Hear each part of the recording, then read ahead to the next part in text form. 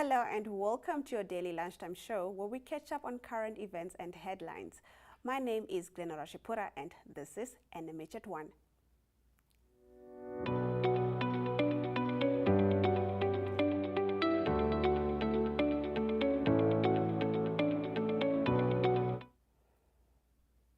In incoming news this morning, the City of Windhoek informs the public that there will be water supply interruptions due to scheduled pipe works on Tuesday, the 25th January.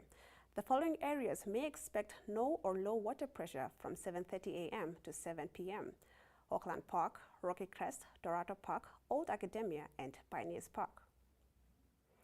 Moving on, Judge Herman Oosthuizen has ruled in favor of the Namibia Tourism Board in the Cora Award case, which has been dragging on for years. Mundial Telecom has been ordered to pay 23.5 million Namibian dollars to NTB and 20% interest per annum from 1 July to date of final payment.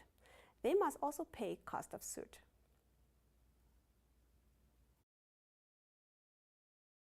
Nawib, Chief Executive Officer of Namibia Tourism Board, presenting to my employer in this matter. And in fact, the judgment ruling today is a total relief of after a couple of years of hard work. In fact, that again is a testimony that us as Namibia Tourism Board is an organization that is born on the principles of really sound corporate good governance. Both the present and the past board equally exercise those rights.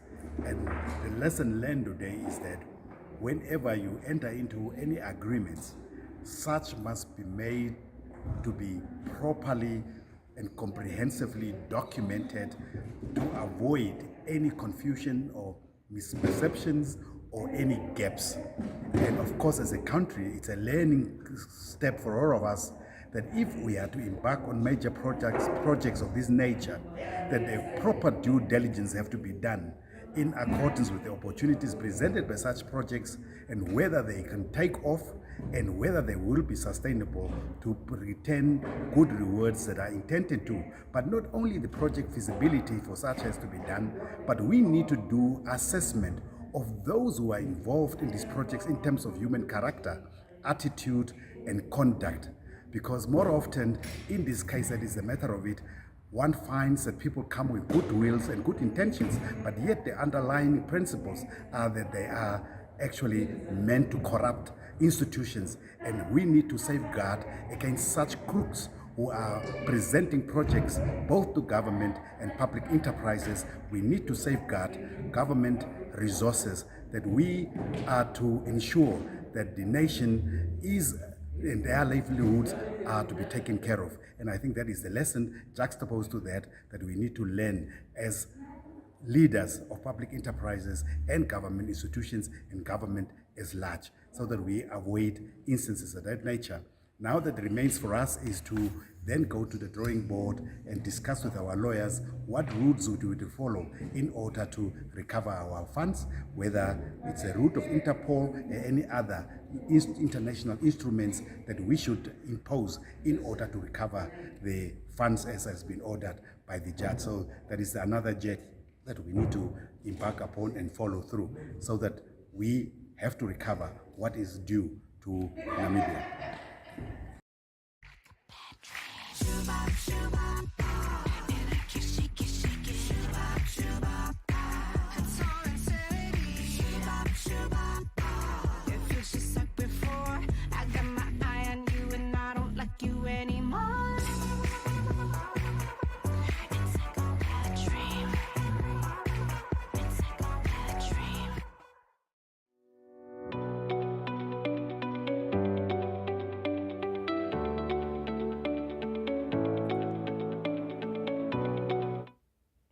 And now moving on to our video news from around the country. First up, following a thunder shower in the capital that caused a power outage in various suburbs, many rivers flowing late last night, at least 4 vehicles were washed away, one of which was in the Klein Windhoek River, and more at Elesenham. This clip was contributed.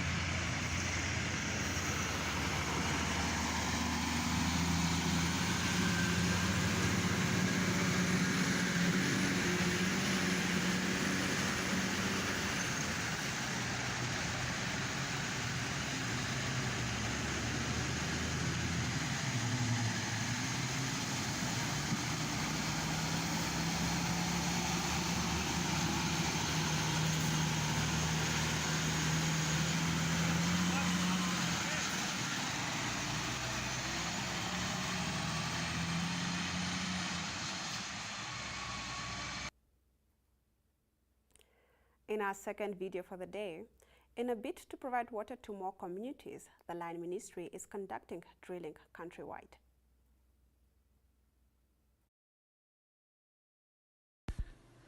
The Agriculture Ministry this week drilled 2 boreholes to provide drinkable water to the Onamatanga and Okaonde communities.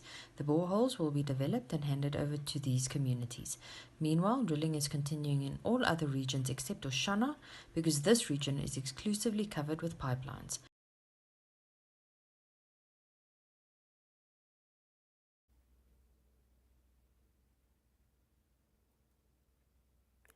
And in our third and final video for the day, clinical psychologist at the Ministry of Education, Aisha Wentworth, discusses with Yana Marie Smith the impact of an almost 2-year pandemic on the academic and mental health of children, and provides some tips to parents on how they can help and how students can help themselves. Thank you so much for joining us. Could you just quickly say who you are and what your expertise is? Good morning, Yana. Thank you very much for having me. My name is Aisha Wentworth. I am the Director for Programs and Quality Assurance at the Ministry of Education, Arts and Culture, but also a clinical psychologist by profession. So as we know, the pandemic is heading close to 2 years now, and I've read several reports that some learners over the past 2 years have taken quite a knock because of the school on, school off, but also everything they've seen and noticed around them. Can you talk a little bit about that? What type of struggles are some students facing because of the pandemic? Yana, if you just think about what school means to children, you know, it is a growth point for them. It is a socializing point for them. So not having access to their peers and their teachers, it really impacts on their socio-emotional development as well as their educational development. As much as online learning is interesting and you know, it's an alternative, there's nothing that really beats the interaction and the immediate response from your teacher that helps you to grow, and also immediate response from your friends. So I think that there's a lot of backlog also in their social-emotional development, as well as their, you know, educational backlog for parents who were not able to support their children as much when schools were closed. I think we're going to see, and what we are seeing is a lot more trauma in our kids, anxiety, depression. I think there's a complicated bereavement process that they're going through because, you know, the way we buried our loved ones during COVID-19, something we've never experienced in our lifetime. So that grieving process, we may also see more of that. And you know, some of these things will only manifest over time, but we're already seeing our children are, you know, struggling emotionally in some cases. Last year, we were also still, and we are still really attending school on, in some cases, on a cohort basis. So children are still not going every day. And we always knew that, you know, the backlog of 2020, it would take some time for our children to recover and to get there. Even the resilience plan that we have as a ministry is a 3-year plan. So we're hoping that, you know, this year will also be a year for us to catch up on some of those things, but definitely it is an impact. And I think parents need to keep an eye out on their children. They need to stay connected with the school and the teacher. If they are worried, and like now in the first term, if they don't see some improvements, they need to start engaging more with the teacher, more with resources to see if it's not resolving itself, then it may not be academic and more emotional or something like that that's causing them not to progress further or to improve their marks. Let's go into the learners themselves a little bit. How can they help themselves? What should they be on the lookout? When should they reach out for help? If they're feeling overwhelmed or they are not feeling themselves or not in touch with themselves and they are displaying behaviors that are not normal to themselves. So irritated easily or snappy with the teacher, then, those are signs for young people that something is not right. And then they should reach out to their helps, their parents, a trusted caregiver. We have our life skills teachers, the regional school counselors. So yes, I think that, there are telltale signs. They don't feel energetic. They don't feel like working. They're tired all the time. These types of things. There's some indications that the pandemic will become more normalized and we can fall back onto expected structures. Is there hope for parents and learners? And I believe we always have to have hope. I think without hope, we wouldn't have made it this far. And I believe that if we look back on the last 2 years, we've seen so much resilience in both our learners and our parents and our society, really. It's been so tough that I think that we must have hope. I do believe that things will change. I hope our children will be back at school full time every day, because that's what's best for them. And yeah, I think to our parents, be strong, be there for your children, and for our learners, look towards the future. Put in your best effort now, and as hard as it is, you will be stronger for it and more resilient and wiser for it when we come out on the other side.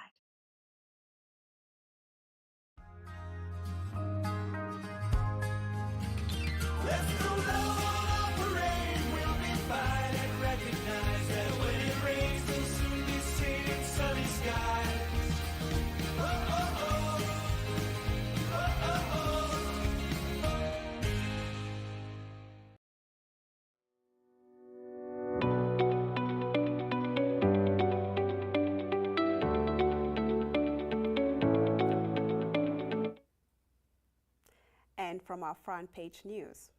First up, the Allgemeine Zeitung leads with a third application launched in the High Court by Ernest Joseph Lichtenstrasser in an effort to be granted his provisional release against payment of bail. Lichtenstrasser stands accused of shooting and killing the director of the Namibia Institution for Mining and Technology, NIMT, Eckhart Müller, and his deputy, Heimo Helweg, on the NIMT campus near Arandes during the early morning hours of 15 April 2019. Taking the witness stand, he represented himself when he presented his bail request to Judge Claudia Claassen yesterday. On its front page, the Republican reports that floods are almost inevitable based on the waters currently rushing down the Orange River as it approaches the stretch where it runs along the southern border of Namibia. Another tidal wave is on its way in the lower Orange River, and riparian farmers have been warned by reports in the South African media that flooding seems a certainty. This follows heavy rain recorded in the catchment areas of the Vaal and Orange Rivers during the past weekend. The 4 storage dams found in these river systems, the Vaal, Bloemhof, Gariep, and Van der Kloof dams, are filled more than their 100% capacity. Their levels already stand at 110.5%, 112.1%, 112.3%, and 107.2% respectively. The tidal wave is expected to reach the Namibian border town of Noord-Ower by the weekend. On its front page, the Namibian Sun leads with an article telling us more about the Namibian Deputy Finance Minister, Maureen Hinder, who is suing the leader of the Political Affirmative Repositioning, AR, Job Amupanda, for $1 million Namibian over a social media post, which she claims portrayed her as an uncouth woman of loose morals during the liberation struggle. In court papers filed by her legal team on 29 October 2021, Hinder alleges that she had suffered damages amounting to $800,000 as a result of the alleged defamatory post. Hence, she wants to be paid $1 million Namibian dollars. The Namibian leads with a tragic incident where a 5-year-old girl was dragged into the river by a crocodile, which occurred at the Karere village in the Kavango East region last Thursday. The mother, Evelyn Mukave, who was at the scene with her daughter, Juliana, says she does not know which part is painful, seeing her daughter's body between the crocodile's jaws or the fact that she will never be able to bury her. Mukave had gone to fetch water for cooking last Thursday, only to notice her daughter had followed her. Once I took the bucket full of water to the banks of the river, Juliana took off her clothes, wanting to swim. When I wanted to go back for her, the level of water was already up to her knees, she said. The crocodile attacked her daughter before she could get to her. On the front page of the New Era, the Shannon Wasseful case is being looked into one more time. The family of murdered young woman Shannon Wasseful says her suspected killer, Asan Madisa, shows no remorse for her actions, judging from the content of her so-called confession that has been circulated on social media since last week. However, the family said the accused is trying to change the narrative of the alleged murder by painting herself as the victim and the deceased as the aggressor. Madisa, who was arrested last 2022 after the remains of Wasseful were found buried in a shallow grave close to the Dunes Mall at Walvis Bay, is facing 4 charges, being murder, defeating the cause of justice, fraud, and theft. Bond yields in Namibia are expected to rise in 2022 for the medium to long end of the yield curve, as foreign investors are expected to sell off emerging marketing bonds. In addition, local investors are expected to adjust their inflation and interest rate expectations, according to Theo Klein, economist at Samani Storm. Short-term bonds, GC23 to GC27, are currently on average 42 basis points below their pre-pandemic levels. Medium-term bonds, GC30 to GC37, are 165 basis points higher on average, and long-term bonds, GC40 to GC50, are 168 basis points higher on average, he pointed out.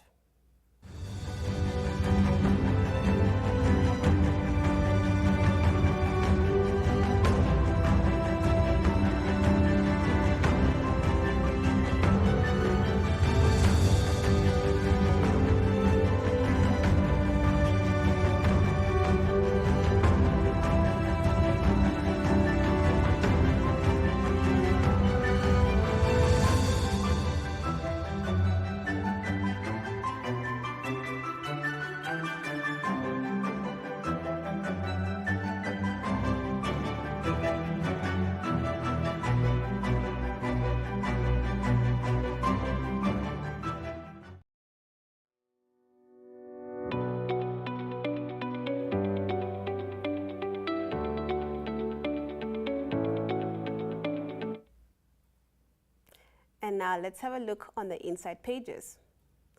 On its second page, the Allgemeine Zeitung provides a report that takes a holistic view at what has transpired during the initial hearing of the Mare court case so far. Johan Marie is the ex-policeman who will, as from the 9th of February 2022, appear in the Namibian High Court, which will hear the case in which Marie stands accused as a pedophile. He has been accused and has been charged for 64 crimes, according to the Attorney General's office. The suspected serial child molester was brought before Judge Selma Amadila in the Windhoek Magistrate Court on Tuesday and reprimanded to appear in the High Court going forward. The former policeman is said to have raped and sexually assaulted numerous underage boys in the years 2016 to 2020. He allegedly produced and distributed child pornography, mainly over the dark net. Republican on its page 3 brings an update about the so-called orientation week conducted by various schools.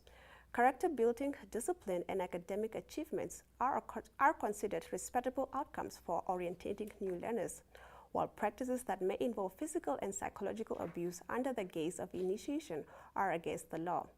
That has now been agreed between parents of grade 8 pupils of the Namib High School in Swakopmund, its principal, Ms. Rosemary September, and the education director of the Erongo region, Ms. Enfriede Stefanus.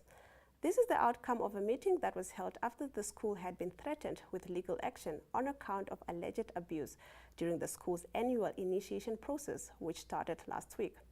Allegations had been made that some of the school's pupils had been subjected to physical and emotional abuse.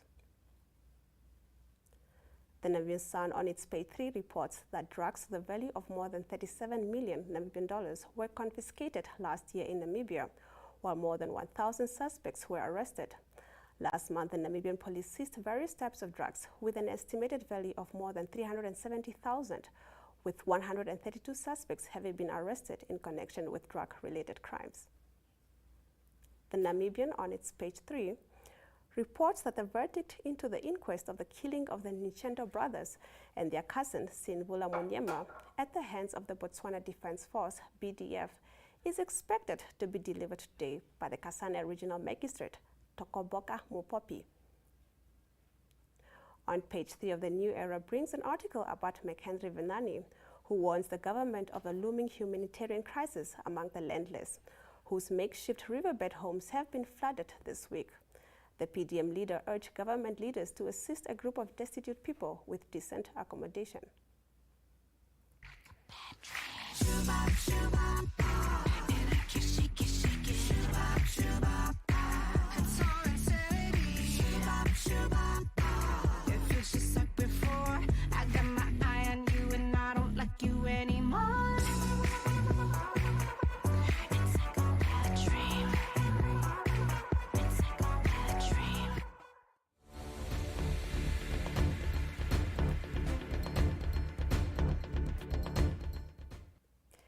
And with that, we have reached the end of our show. From me, Glenora Shipura, please do join me again tomorrow, same time, same place. But before that, up next, the weather.